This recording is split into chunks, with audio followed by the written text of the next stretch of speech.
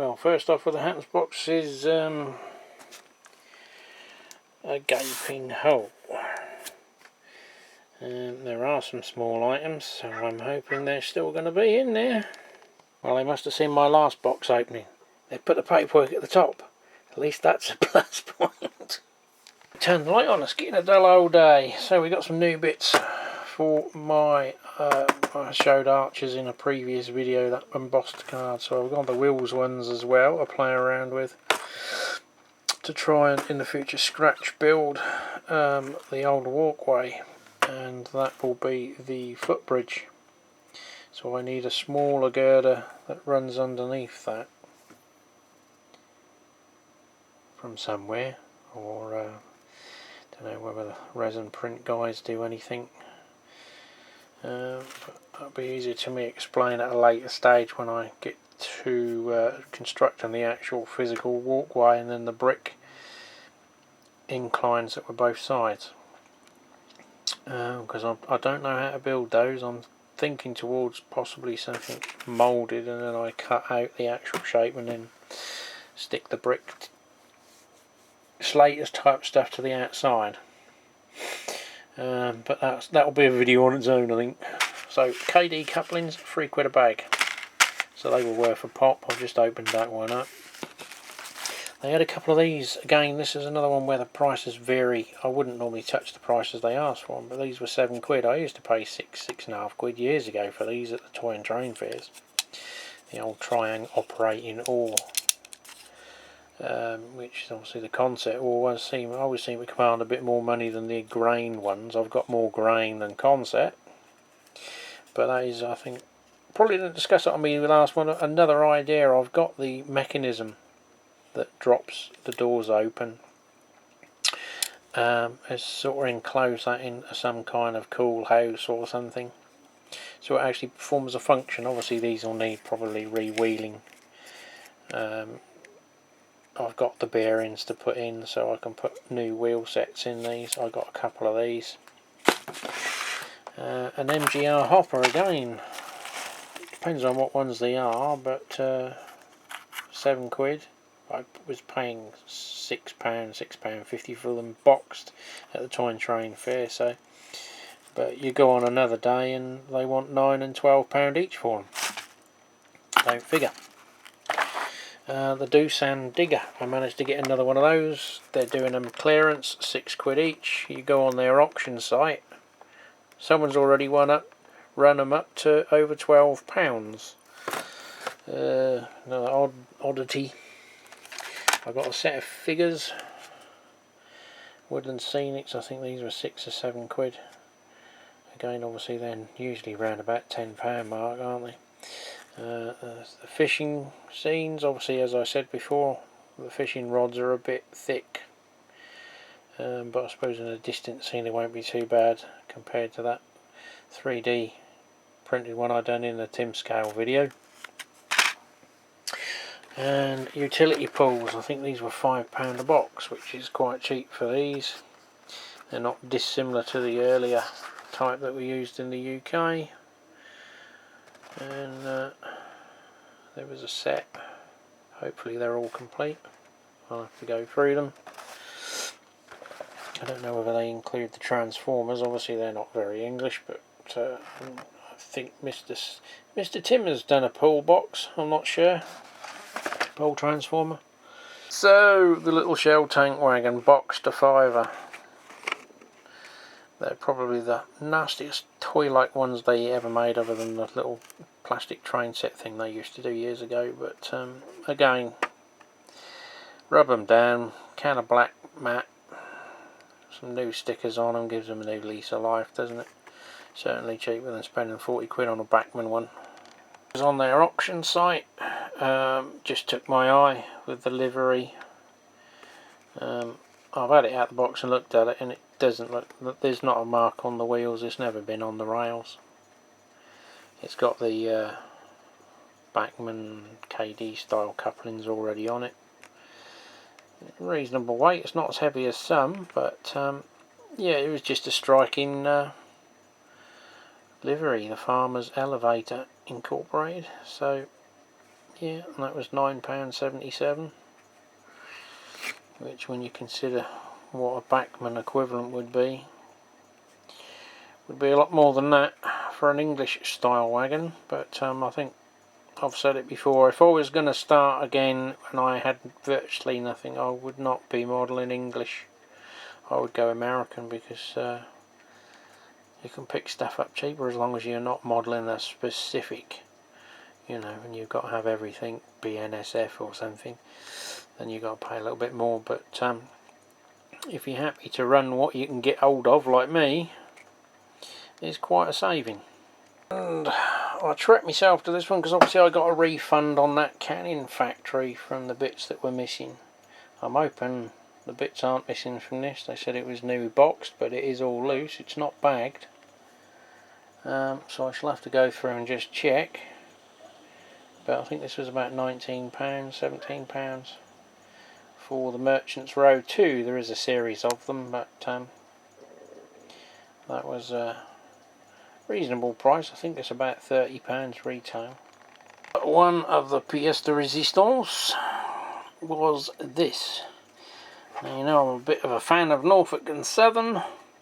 They had a Loco come up. I think this is an earlier one that's not going to be DCC without some modification. And it's in quite a narrow box. Normally some of them come in quite a big box, but it is literally a house brick. Everyone said how heavy the Deltic was at 600 grams. I've just put this on scales and it's polystyrene and it weighs 693 grams. So it comes in heavier than the Deltic. Or maybe about the same. Obviously you can see it's a bit smaller, but it does feels like it's been milled out of a block of steel. So we'll get that out of the packaging in a minute, and hopefully it won't be like my last Kato one and come in kit form. But there's more. Let me just get it, because I have not taken it out of the packaging yet, so fingers crossed. They were, well, let's hope they were a good price. There were 4. I saw it and I thought, oh yes, that ticks the box. Buy it now, put it in the old trunk. I'll go and research, because it was such a good price. I thought, damn it, I'll have another one. Do you know what? I went on the old Googles and Googled it and had a look at a few bits and pieces and adverts and videos. I went back on Hattons. 3 had sold. Within about 10 minutes someone had spotted them and hoofed them up, so they'll probably appear on eBay at twice the price. It was £100 for a sound fitted GE 6000, which is a hoofing great American Norfolk and Southern Loco. Well, hopefully it is. Let's have a look.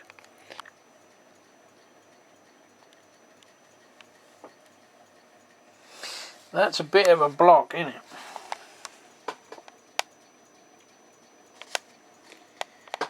Admittedly, it's not as detailed as some of the modern Locos. This isn't the newest version. I actually think it's a Paragon 3. There was a 2. Both of those have smoke. This one doesn't, because you take the tops off and put oil in there. But you do have a removable fan section. So, yeah. Got the crew in there as well. Engineer and conductor. Ditch lights, I don't think they're wired. They look like they're just added in. The actual catalogue number of this says it comes as an unsprayed grey primer. So obviously put in a livery of whatever you want, but it looks like it's factory. It's got all the applied decals on it and everything. And there's a thick little booklet with all the bits and pieces on there.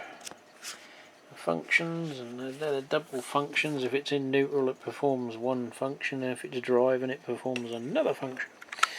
Nice big space under there. When shot I can't see for the speakers in the diesel tank area. So yeah, well you might have already seen this in a video before you actually see this video. You never know. So here's the second one. They don't win any beauty contests, do they yet? But this one comes in at 600 grams, so it's only 100 grams lighter than the other one, and as you can see there's a fair bit of size difference. But all nice, the handrail seems all there, and looking at the wheels, although they look to be brass that are very oxidised, they don't look like they've done any work. There's just a little mark there which indicates to me that that's sat on a rail on display and probably never turned a wheel in anger. It's going to now.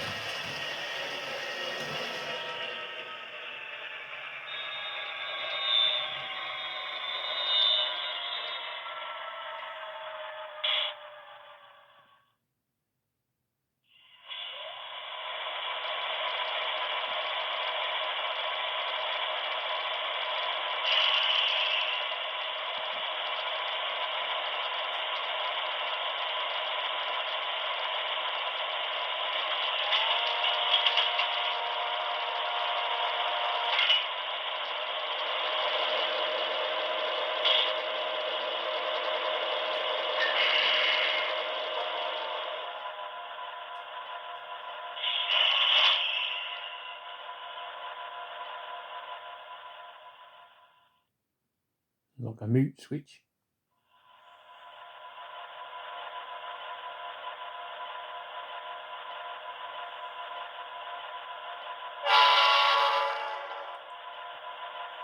F6 is supposed to give it a Doppler effect. I can't tell any difference, but